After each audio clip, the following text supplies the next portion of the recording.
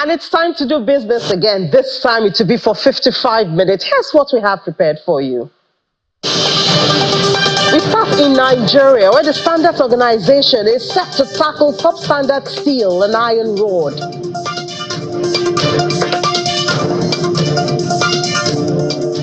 And after many years, we see Ghana opening a new commercial refinery for gold.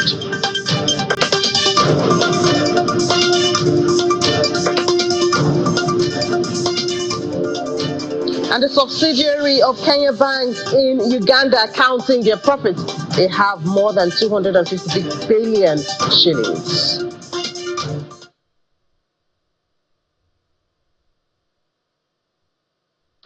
You're welcome to the program. This is Business Incorporated. I'm Ini John Mekwa. We do business right here. And we're starting from the global space. Oil prices edged up in Asian trading on Friday, heading for a weekly gain of more than 3% as U.S. jobs data calmed demand concerns and fears of a widening Middle East conflict. Looking at the numbers right there, 0.03% in the green. That's at $79.18 a barrel for Brent. WTI of the United States, we see it also up 0.2%, $76.29 a barrel. And yes, the jobs data from the United States, as well as tension in the Middle East, are major drivers of those numbers that we're looking at this time. And so talking about oil, we see Dangote refinery. They have reacted to reports on crude supply from the NNPCL, making clarifications through a statement. The company denies accusing NNPCL of not supplying crude. Instead, the company says its concern is NUPRC's reluctance to enforce a domestic crude supply obligation and ensuring that full crude requirement from NNPCL and international oil companies, that's the IOCs, are being met. The statement notes that for September, the refinery's requirement is 15 cargoes, of which NNPCL allocated 6. Dangote says despite appealing to NUPRC for the remaining cargoes, efforts have not been fruitful, while IOCs producing in Nigeria have redirected them to international trading arms or responded that their cargoes were committed. Consequently, they've had to purchase Nigerian crude from international traders at additional $3 to $4 premium per barrel, and this has translated to about $3 to $4 million per cargo.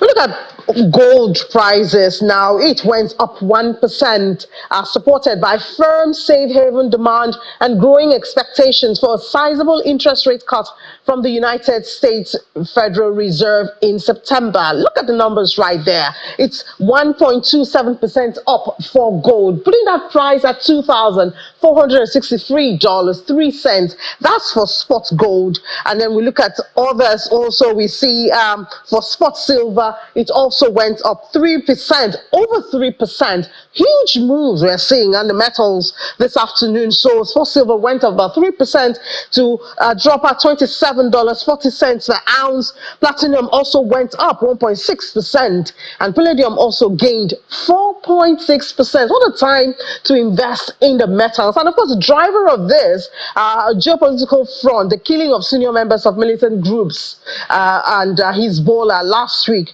of course, raised the possibility of retaliatory strikes by Iran on Israel. Of course, Israel have also said they're targeting the new commander that have just been named. Brokerages, including JP Morgan and Citigroup, as well as Wells Fargo, are forecasting 50 basis points interest rate cuts by the Fed in September after last week's U.S. jobs data. So once again, the geopolitical front, as well as data from the United States and expectations actually is driving the metals prices.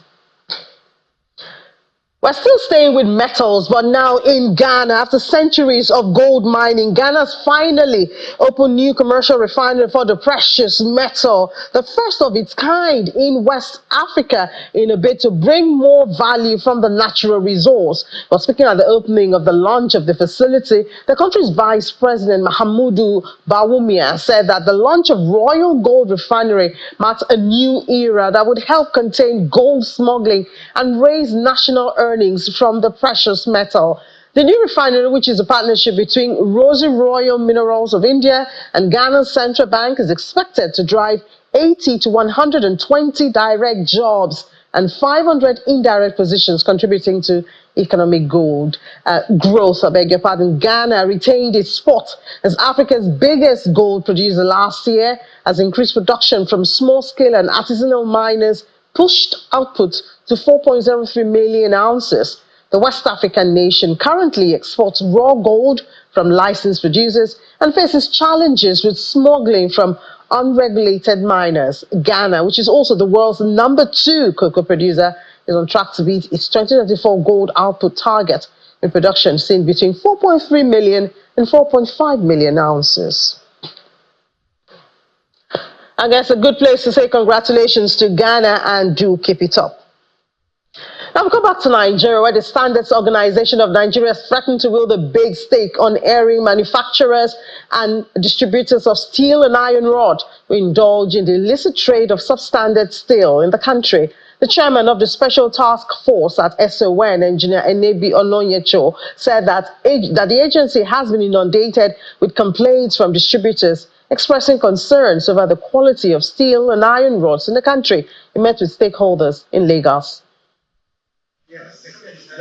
News of substandard steel in circulation has reached the Standards Organization of Nigeria, and so the team made up of the Special Task Force of the regulator has come to Lagos to have a word with manufacturers and distributors of steel and iron rods.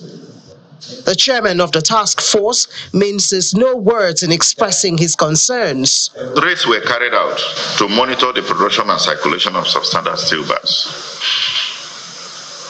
Some people in the process were caught napping or with the wrong material, isn't it? Good. And with all this effort by some, substandard steel products are still everywhere in the market, because that is the feedback we are getting. However, the stakeholders are confident that they are not the weak link and redirect the attention of the regulator. A collapse of buildings, no. The soil content is there. People who are building on clay and swampy areas, they don't do rough foundation. They don't do rough foundation. They just go and dig the thing, and they don't even put concrete on the basic foundation.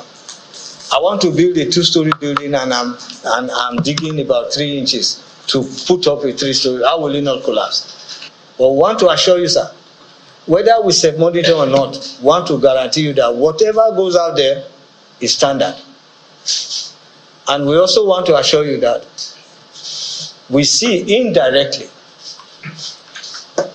they are fighting SON too. Because by constantly putting such petition out, it's like a way of indicting SON is not doing that job. But we want to assure you that we are with you on this. We will not let you down, because we will do what you want us to do. A robust meeting with an opportunity to prefer solution, and SON says there's work to be done and it has started already.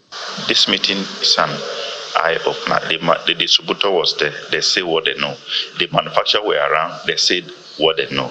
And now we are trying to bring the bridge that will bring the manufacturer and the distributor on the same bridge, so that we can chart a way forward out of this current situation. Somebody is claiming we are in this sector. Well, what we have encouraged the manufacturers to do is to engage in self-regulation. Agreement at the meeting, according to participants, is binding on the manufacturers, distributors, and even the regulator to ensure that no substandard steel will be found in the markets. Well, in the midst of that, we're still looking for the benefits of the economic reforms, which we know has put the country or caused a lot of hardship to the people, and we saw them on the streets. Some are still on the streets, and even those who were not on the streets are still protesting. Well, let's speak now to someone who is very familiar with the numbers and like a bridge between the government and the governed.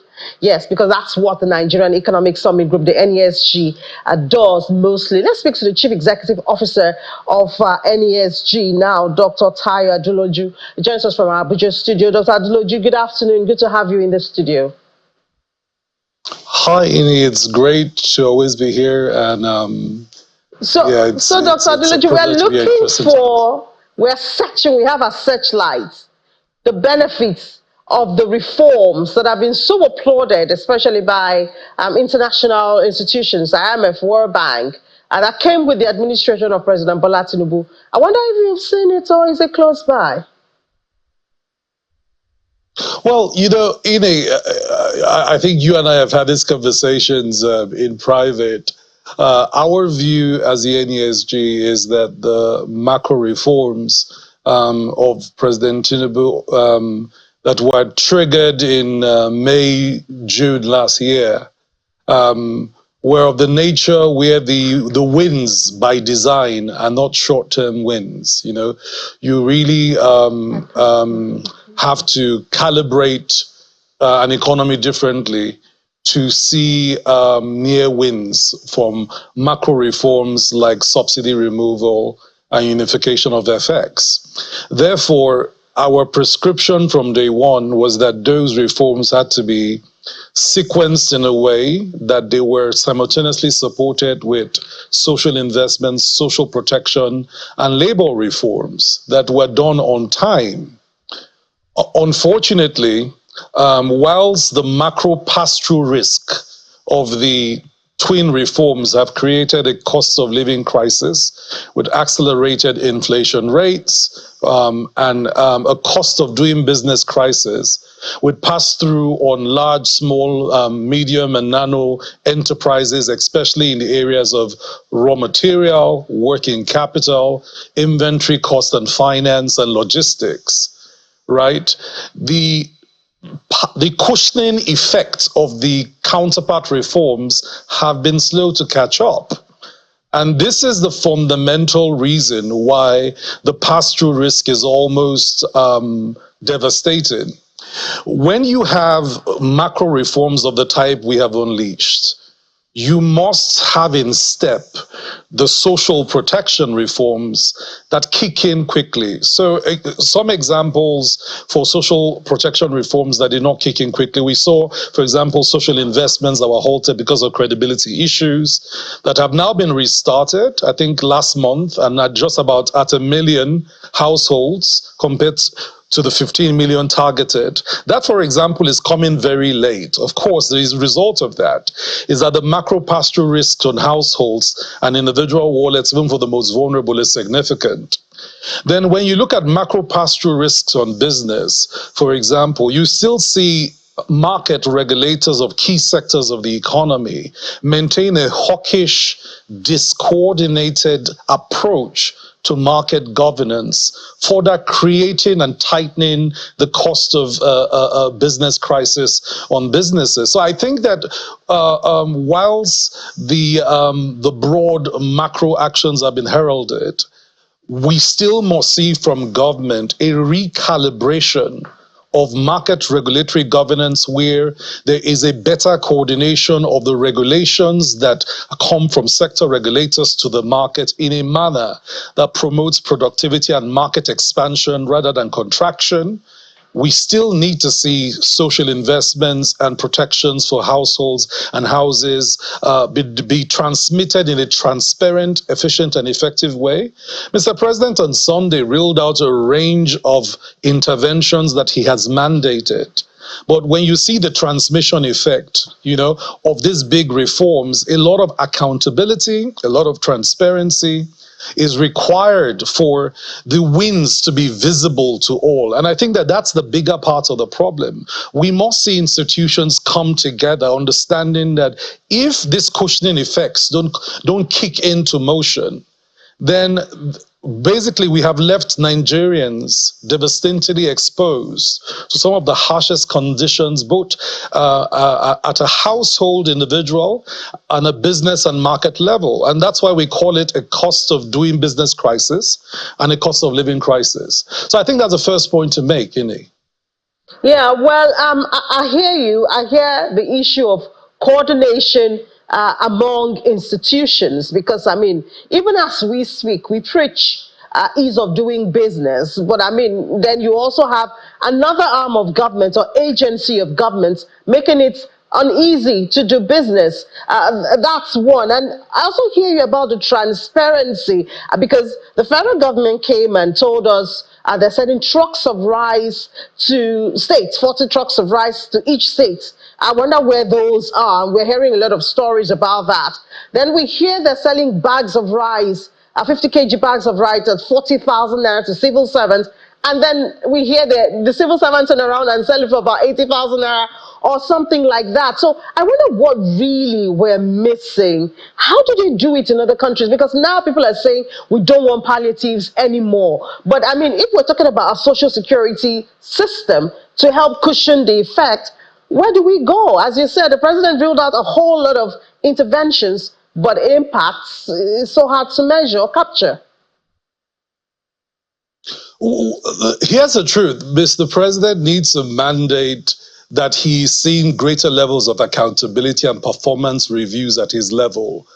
And there has to be sanctions for things that do not happen, right? The truth is, deploying bags of rice, palliatives, social investments is hard work, right? But when the president makes a mandate, for example, mandates he issued last year, 75 billion for manufacturers, 125 billion for micro, nano, and small enterprises, etc. When he mandates 500,000 hectares of land to be cultivated, what needs to happen is that targets based on these declarations have to be set, okay? And civil society can play a big role in participatory monitoring and evaluation and tracking of government interventions. And if the government allows civil society in, we non-state actors can do a better job in providing active feedback as to how many manufacturers got the 75 billion, how many nano entrepreneurs have gotten the $125 billion,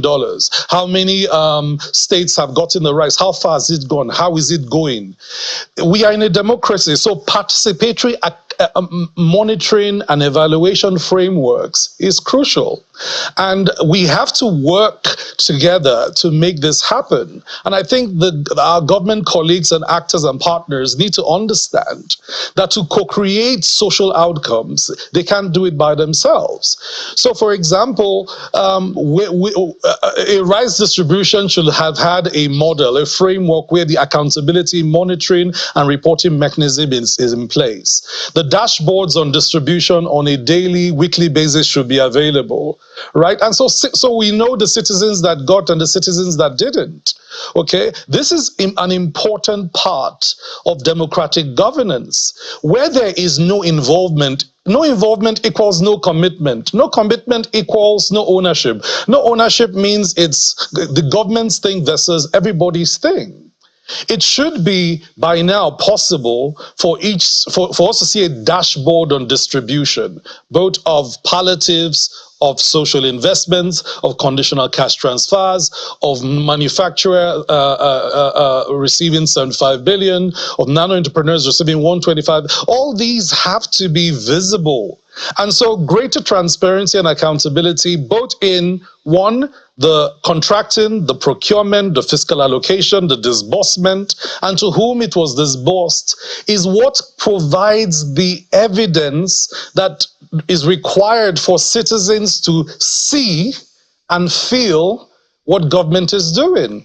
And part of the protest is under information. You know, what citizens don't see and they don't know is happening, they basically discuss as if it does not happen, right?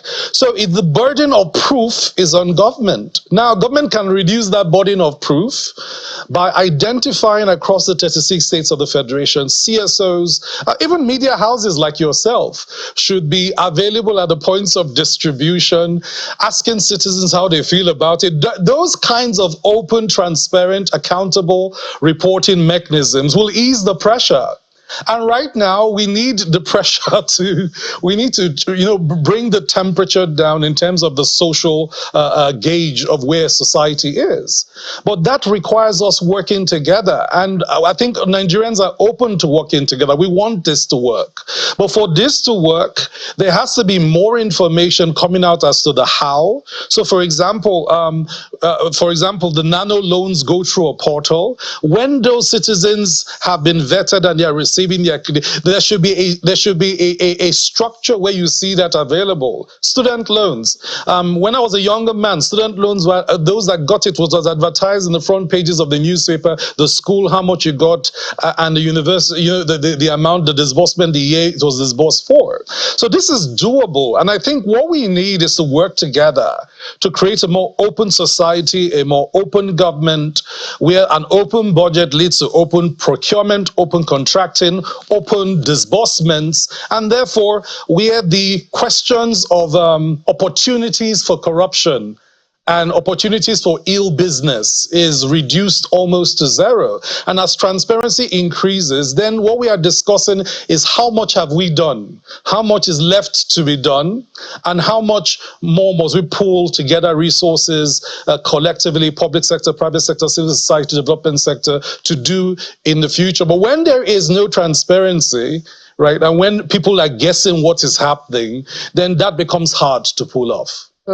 So while we wait and hope that we will get more accountability and perhaps a more transparent system with this, what can businesses be doing now? Any hedge for businesses, especially small businesses? Even though, yes, we do hear that the mighty are also falling, but any hedge for any of them? Look, to be honest, most businesses, if they had the capacity to hedge, they hedged already. Most businesses moved to hedging strategies in the first 6 months, right? And the businesses that can no longer hedge are closing down. And so we need all the support we can get. The NES is a big believer that we need an economic stimulus, but that stimulus has to be transmitted efficiently and transparently. And then we need to unlock as much resources that are stranded. You know, so we commend the central bank, for example, for its transparent closing of FX forward contracts, you know, to the tune of 5 billion. But there is a 2.4 billion that was devalidated for many reasons, and these are contracts. These are contracting obligations. So what we think, for example, on the additional 2.4 billion, is that some transparency on infractions. What are the infractions these companies have committed? Are they criminal? If they are criminal, let it proceed into an EFCC investigation. If they are administrative in nature and there is a way to go into arbitration, let it be done so that large amounts of money. I mean, so you have the Manufacturers Association of Nigeria was pointing to almost 1.5 trillion naira worth of transaction losses from the 2.1 billion FX forwards that has been invalidated, or at least declared not warranted for payment by the central bank due to perceived irregularities. So that, for example, has dragged for too long, right? Because of where we are, because of the macro risk, we need to work together to resolve problems. And I think that, you know, if there are infractions, let's declare criminal infractions, and the companies that have done so. If there are administrative infractions that can be resolved through an arbitration process, penalties, let the central bank do so that we clear that backlog and end the history that was tied to these FX backlogs completely and move on. So that is something that we can do tangibly today that makes a difference. Something else we can do tangibly that makes a difference is alignment on tax reforms and reforms that have a taxation nature. We are seeing too many levies and charges uncoordinated. And I think that one of the ways to do it is to sit together, and the president has appointed a very brilliant man in charge of the Presidential Committee on Fiscal Policy and Tax Reforms to oversee this process of streamlining. But we now need to see some of those recommendations to streamline the number of taxes and the types of taxes. We need to see those recommendations come to the fore to also provide some of this more streamlined efficiencies in tax collection that reduces nuisance taxes and expands the tax net simultaneously, which we think is possible, right? And then you also have to invest in some of the critical issues of security operations. The fact is that the state police debates in Q1 have stalled, and there's a need to expand the policing capability of Nigeria. As you can see from the response of the police to the riots and protests across the country, there is still a need to broaden the capability of our capacity to police Nigeria. That's still something to think about. But as you know, has been noted, the wins that the government has seen, in reducing debt financing, the revenue to debt financing ratios, etc., show that fiscal space has been created by the reforms. But here's the problem: macro reforms do not translate quickly to micro outcomes on the plates of Nigerians. So these cushioning interventions are critical in the waiting period, and that's what's dangerous. If in the waiting period of the macro reforms, we do not see the cushioning effect efficiently, effectively, and speedily kick in, then you will expect what Nigerians are saying on the streets, which is it's too hard, it's devastating, we're not seeing the effect. And I think some of these things are not coming together, and there has to be an urgency, a call for emergency to pull it together. The current cabinet will be 1 year old in a few months from its inauguration of the Federal Executive Council. So it's important that the policymakers across board start to ask themselves, where are the nexuses and opportunities for better coordination? And I think that because there are two brilliant coordinating ministers, that they can play a role in beginning to get the economic and social policy actors, Minister Pate and Minister Edu, to march to a more coherent, cohesive, and outcome-driven drumbeat with some tangible outcomes that Nigerians can see. The fact is that we waited too long on the food security response, and that's why were not able to use 2024 as a year to calibrate for productivity. Hence the short-term measures in zero tariff on critical staples for the short term. But the fact is that we must be back to 24 to 34 million hectares of cultivated land. The Nigerian National Development Medium-Term Plan 2024 to 2025 puts a baseline target on cultivated land rate at 34 million to feed Nigeria.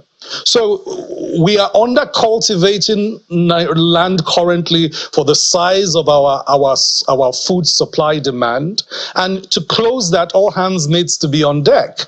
And so the short-term food, what we call the hunger response measure, which is welcome, and like I said, which needs transparency in its transmission, still needs the agriculture and food systems delivery response, which is still higher levels of cultivation rate, higher levels of fertilization rate, to at least match the 250 kilogram to 370 kilogram of fertilizer per hectare of land, as is stipulated within our own soil security reports and analysis. And use that to drive the crops we need to become bankable in. And the urgency is now. So one of these measures does not take away the need for the other. They are both mutually inclusive. And that needs to be done now. Nigeria is blessed with some unique conditions. We have 8 agroecological zones. The 8 agroecological zones guarantee that Nigeria can plant food all year, depending on which parts of the country. In fact, in some parts of the country, you can have 3 seasons of planting, depending on what you plant in those regions. So we need a more robust approach, and this approach must bring the 36 states to the table. One of the conversations the NHG has started with some of the subnationals that have the highest potential for agroecological potential is, how much cultivated land have you done this year? What are you planting, right? Yeah. And then how do you scale that? Another thing we must do is open the window that smallholder farming may not be sufficient any longer. And so maybe it's time to bring industrial scale farmers to do 1 million hectares of land, etc. But for that, states need to aggregate the land banks to be that big and attract investments into that. And that has to start now also. So these are some of the conversations we're engaging in, because we think that if you look at the structure of headline inflation, the composite 40% that comes from food points to work that we can close the gap on through some of these structural changes and really make a difference in what Nigerians feel in the food basket. All right, Dr. Aduloju. Obviously, the NESG is having great conversation there, but as you have also noted, there's the need for the coordination among agencies, ministries, public, private sector, and giving food security head-on attention. Well, thank you so much. Well, certainly we'll follow up on some of this conversation that you have brought up today. Thank you for sharing them with us. Thank you, Ini, for having me. It's a pleasure to be here. All right, so talking about food security, bakers are decrying flour scarcity, and they're saying very soon you may not get a loaf of bread on your breakfast table. That sounds scary. We have the president of Premium Bread Makers Association of Nigeria, Engineer Noah Emmanuel, joins us virtually. Was actually supposed to be here, but I think he got caught up with traffic. Dr. Noah, good afternoon, and thank you for your time. Yeah, good afternoon, and thank you for having me. I mean, I was on my way. It's been crazy. The traffic has been. I've been on it in the past 2 hours, and it's not abating. And thanks for technology that we're able to come on stream and do this. Exactly. So tell us what's going on with flour. I mean, we have too many troubles. We don't need another one, honestly. In fact, we don't need another one because we are at the boiling point in the country now. You know, in the past 2 weeks or thereabouts, there's been scarcity of flour. There's no flour for us to work. Most of the bakeries, my members and sister association bakeries, are all mostly shut down. There's a mass scramble for flour by bakers, and that is not good for the health of our business. What it does is it skyrockets the price of flour. And not only flour, even sugar, it's very expensive, and other materials are spiking at the same time. So bread is a staple. Bread is not supposed to be out of the table of Nigerians. If tomorrow there is no bread on the table of Nigerians, it will exacerbate the current insecurity that we are facing in the country, and we don't want that to happen. You know, it's a very tough time for us. What's causing the scarcity? Well, we've as the president of the association, I've tried to reach out to the millers to find out what is happening. I mean, I think everybody's just been very cautious. There was this pronouncement by the government about removal of wheat import duties for the next 6 months, I think for 180 or 150 days. So this led to the millers being very cautious. You know, there's this in supply chain, you have to plan everything very, very well.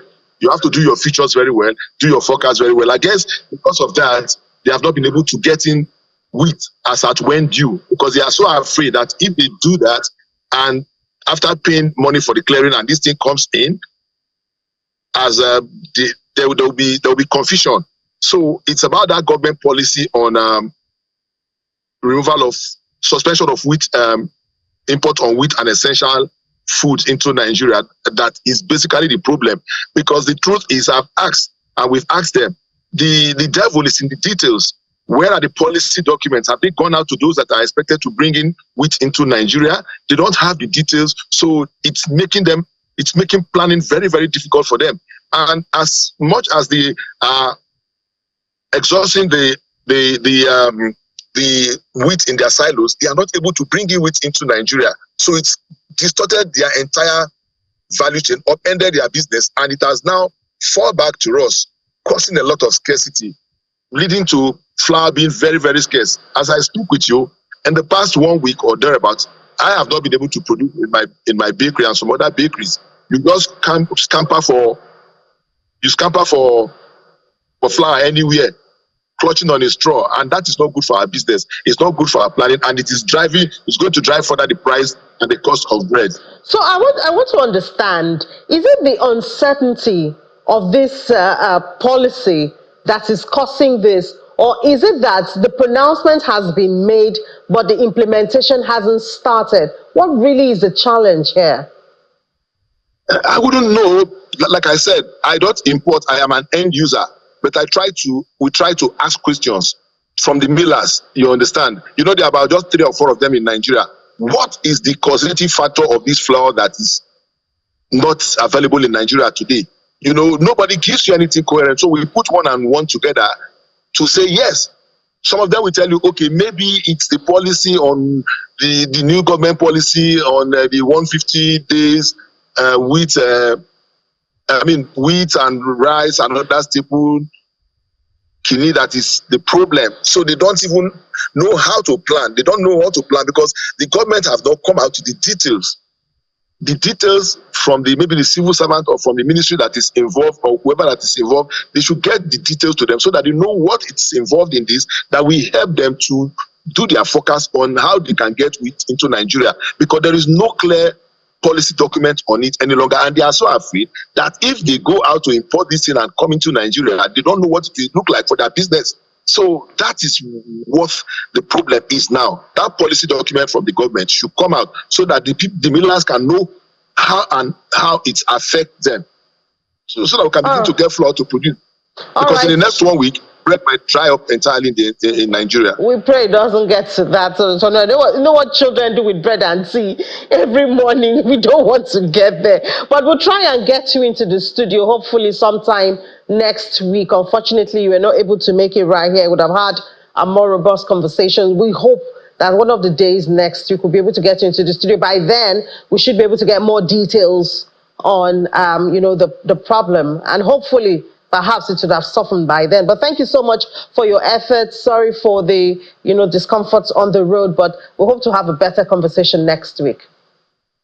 Thank you for having me. I appreciate you. Thank you very much. I appreciate it. All right, now let's take a break. When we come back, we'll head to the market. Stay with us.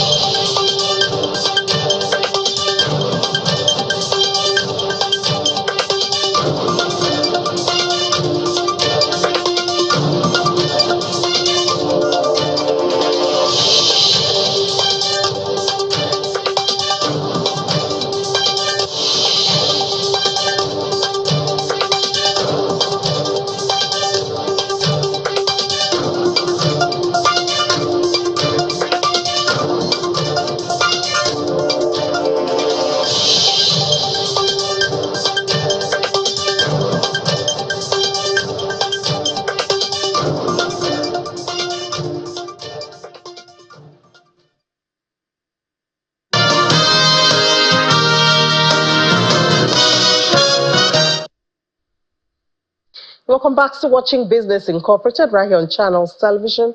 We head to the markets now with Anita Edits. Yes, good afternoon, Nini. Thank God it's Friday. Yes. You can take a look at the screen before we tell most of our viewers what really happened at the market. It's green. The market has been fluctuating in between red and the green, which you might call the bear and the bull, which also but we saw a sustenance from yesterday's close. Exactly. Yesterday was a very green day. Very the market green. gained more than 1%. Yeah. And we see it's running into intraday trading. We hope that it stays that way or even gets better. The spillover of a green color, and of course we saw the telco giant MTN making that big imprint. Ladi had given some analysis about that market, but now let's talk about the intraday market numbers to viewers all around the world watching. Nigeria stock market, they're still sustaining that positive close, which it closed Thursday's session. It was up by 1.05%, but that intraday slightly at above 0.25%, 0.26%, and it has finally climbed into the 98,000 points. Just yesterday at intraday, we were talking about it being at the 97,000 points, but now it has gradually made its way back into the 98,000 points, and hopefully we just hope that this market, this number would retain into the close of session by 2:30 Nigerian time. Still within the African continent, we see the Johannesburg Stock Exchange Index, 0.47% up at intraday. There you can see there, 80,000 points. That also is going back and forth, but at intraday, the greens had it. Now, let's move over to the other side of the market. Obviously, Egyptian Stock Exchange, basically all the markets, the major markets that we track from here across the African continent are in the green session for Friday's trading. Egyptian Stock Exchange 0.43%, 28,750.82, while for Kenya's stock market for Thursday's close, it was just in the green, almost unchanged, but what you might call a positive flat for that market. 101.4 is what it closed Thursday's trading session. Now, let's talk about let's take a review of the last 4 days trading session on the market, where we saw lots of activities there, from earnings reports down to mergers and acquisitions, as well as some the profit taking and the bargain hunting by investors. And now to give us more details about that, let's bring in analyst for today, Nathaniel Disu, who's a financial analyst with AfroInvest, to give us more on that on the market. Thank you for joining us, Nathaniel. Yeah, thank you for having me, Anita. Good afternoon. Okay, so now, will I say it's been very, very dramatic for the equities market. First of all, around the world, starting off on Monday, where we saw that all the markets being pummeled, but then gradually making a comeback at the same, although Nigeria's stock market was not really exposed to that, but we also saw back and forth. Now, can you give us a review of why this has happened so far into Friday's trading session? Okay, yeah, thank you very much. So concerning the Nigerian Stock Exchange, the week started on a bearish note. On Monday and Tuesday closed negative, and that's not unconnected with the treasury bills auction that happened in the middle of the week. And like we all know, the current MPR rates has been high, and despite the fact that the treasury bills auction that happened during the week, we saw that there was an oversubscription on all three tenors, but despite that, we've seen that the stop rate for August auction was lower than the stop rate of July auction. So for the July auction, we had the stop rate about 22.9%, but for the auction on the August auction, we had about 21.9%. And also, looking at the subscription, looking at the offer that CBN gave for July auction and for August auction. Nathaniel, I'm sure you have lots of information, but okay. Now, just before we let you go, just in 20 seconds, can you give us your outlook for the markets into the close of today's trading session and what to expect for next week? Okay, so for the today's trading session, it has been bullish so far today, led by Oando and Julius Berger. They've gained about 10% each for the day. So we are likely to say that the market is going to remain closed bullish for the week, and it's going to end on a bullish note for the week. But moving on to next week, we're expecting a mix of bargain hunting from next week. Like I said earlier on during the week, the stop rate for the Nigerian treasury bills was much lower than last month. So we're likely to see a kind of allocation from the fixed income market to the equities market. Moving on. Okay, Nathaniel, thank you so much for that analysis. Of course, our eyes on the market, fixed income, equities, crypto, our eyes definitely are on it. Thank you so much for your analysis on our show. Yeah, thank you, Anita. Okay, so that's Nathaniel Disu, a financial market analyst with Safrinvest. Okay, now, from Africa, let's move over to the Middle East, where we see the USD stocks making the gains, while Saudi Arabia and the Qatari Stock Exchange were in the red. Take a look at it, 0.11% for the Abu Dhabi on the United Arab Emirates, 9,302.91 index points.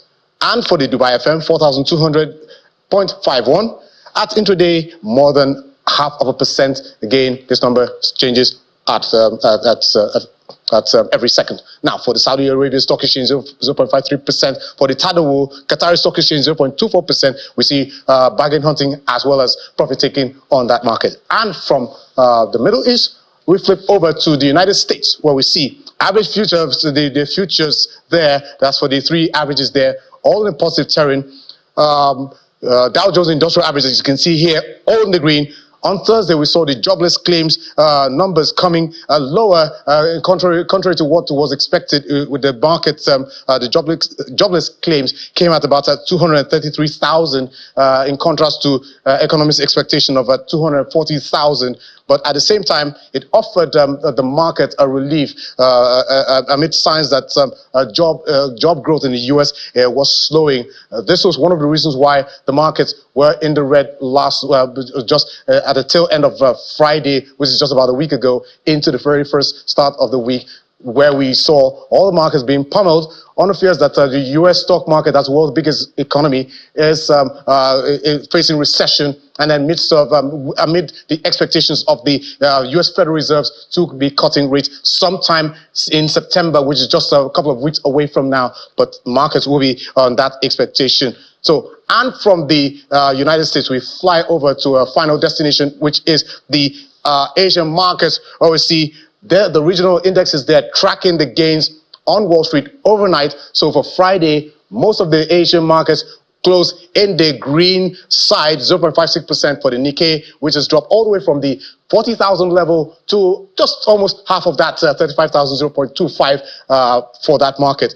And for the South Korea stock exchange, 1.24%. Hang Seng Index, 1.17%. On the other side of the market, we see China being in the red, and this is just as the consumer price index came in at 0.5%, while the producer price index for July, it fell to about 0.8%. And that's it for the market. For the Australian stock market, 1.25% in the green for the close of Friday's trading session. So, Ini, that's it in a nutshell for all the markets that we track. All right. Thank you so much, Anita. Pleasure.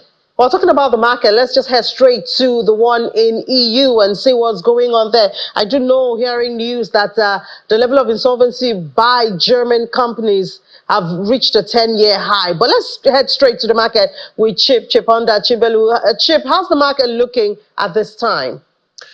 European markets are expected to end the week trading higher today after a turbulent start on Monday. The latest U.S. jobless claims report has helped put fears of a looming recession to rest. Initial jobless claims fell more than expected last week, and that suggests fears the labor market is unraveling were overblown.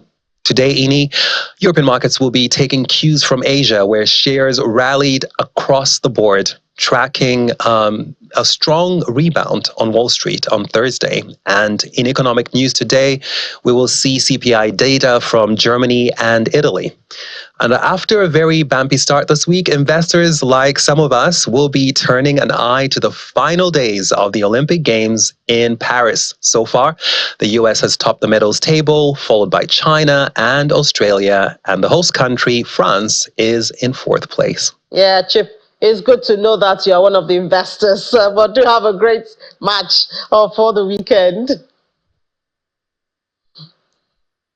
All right, now let's come back to Africa. Look at Kenya banks. They earned at least 256.5 billion Kenyan shillings in profits from their subsidiaries in Uganda in the period ended December 2023, now according to annual supervision report by the Central Bank of Kenya. However, Uganda was ranked as the third most profitable for Kenyan banks, coming behind DR Congo and Rwanda, respectively, but ahead of Tanzania and South Sudan. In Uganda, Kenya banks operate several subsidiaries, including KCB, Equity, INM, and CBA, among others. And talking green now in Zimbabwe, the government of Zimbabwe is in the process of tightening laws controlling carbon credit trade, according to the Environment, Climate and Wildlife Minister. Speaking during Parliament public hearing on climate change bill, he said that government was aiming to create economic incentives from carbon credit trade, adding that the benefit would be equitably distributed. He also said that rural communities which bore the brunt of climate crisis were excluded from the economic opportunities presented by carbon trading and forest conservation. All right, now let's head to the crypto space and see what's happening. I do know that the very interesting story of Kamala Harris and cryptocurrency came up yesterday. We'll see if there's been an update on that. But let's put our eyes on the board and look at the numbers right here. See if we can have the number on the board. That would be good. If we could have the number on the board, that would be good. So there you have it.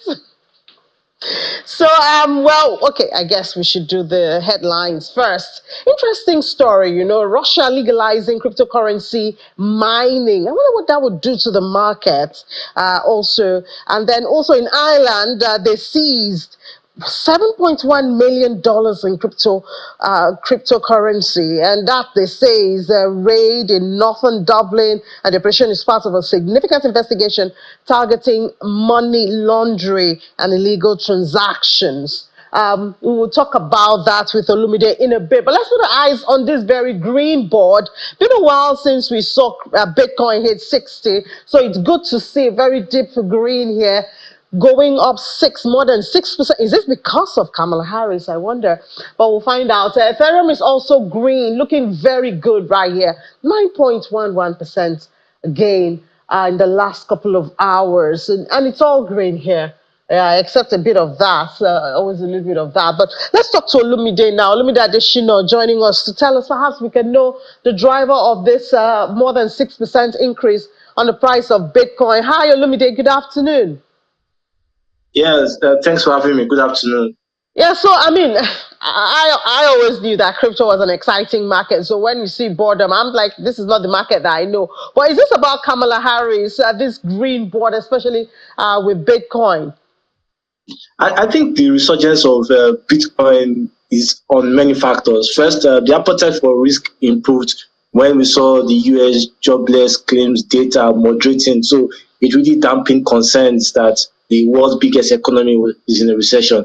The crypto market has a negative correlation when, has a positive correlation when the US economy is doing well, and when it's otherwise, it also falls. So we saw increased demand. And last week when Bitcoin dropped below 50K, we saw increased inflows from institutional investors. So while retailers were reducing their positions, we saw an entry flows in institutional investors. That also improved. Then you look at dynamics around Harris and Trump. Trump really amplified the crypto market at some point where Bitcoin was looking like it was going to break above 70,000 until Harris came to board. I think what the market is looking at right now is that an Harris or Donald Trump might not be too bad for crypto, but preferably a Trump is better. And that's why we saw Bitcoin from the 62-week high, the 62,000 week high, moderating as we speak at the 60,000 support level. So the interesting thing about the price action this week has shown that we are at the accumulation phase, and ongoing reports that Iran might not hit Israel also increased the appetite for risk it's too early to call whether Bitcoin might still stay at that zone, but we'll see how it plays this weekend. But what it has really come to play is that Bitcoin doesn't seem like an edge against uncertainty. It actually thrives when appetite for risk is high. So, I mean, US is not Russia. So, Russia legalizing the mining of cryptocurrency, do we expect that to make any impact? Not too much. You look at dynamics of what Russia plays, it's more of a symbolic role in terms of global market mechanism. But you can't take the coloring away from it, and I think that definitely will bring in some favors for miners. But I think what the market is really looking major this week is how the US dollar reacts against the US stock market, because in the past week we've seen that the US stock market has had a positive correlation with Bitcoin. So we see how it plays in the US trading session. If the appetite for risk is really weak, it might really play down on Bitcoin. And that's why you see Bitcoin looking like it's breaking, wants to break below the 60,000 support level. All right, so we'll follow news from the US this weekend so we know where Bitcoin and the other cryptocurrencies would go. But thank you so much for your time, Olumide Additional. Thank you for having me. So that's it. Green market day. Okay, so we see it's a neutral market now, for now, but a very green color. I guess that's why I have green, yes? Anyways, let's hope that the NGX closes green, because I'll be seeing you again at 10 p.m. and hope it will be a green market. I'll be reporting. But after that, we'll have a great weekend and we'll see you on Monday. God's grace. To have a great one.